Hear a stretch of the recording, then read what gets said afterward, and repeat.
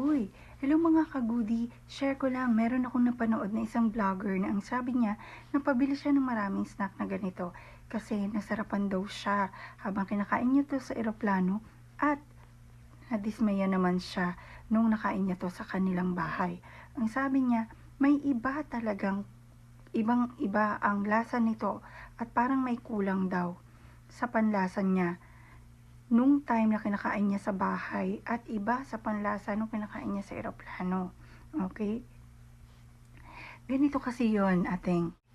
May explanation ang science dyan. Ang explanation dyan ay dahil sa altitude. Hindi po attitude, ha? Altitude. Okay? Ang altitude po, ito po yung distansya ng isang object sa lupa hanggang sa himpapawid.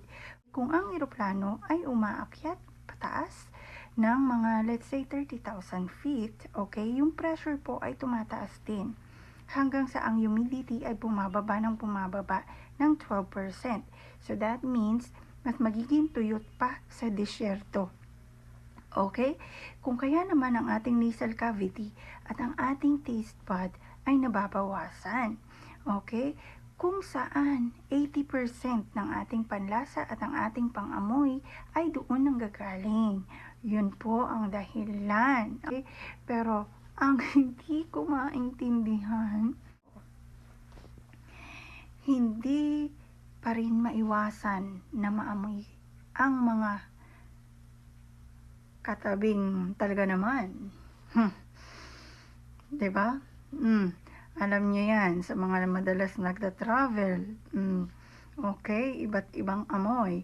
Kung hindi may mapaa, may makilikili, may mga parang hindi parang ilang araw nang hindi napaliguan. 'Di ba? So, sa mga nakaranas niyan, comment down below. At sa mga hindi makakaranas pa lang at hindi pa nararanasan to travel, magdala po kayo ng nasal inhaler, okay? Para maging handa pa rin kayo. Huwag umasa sa altitude.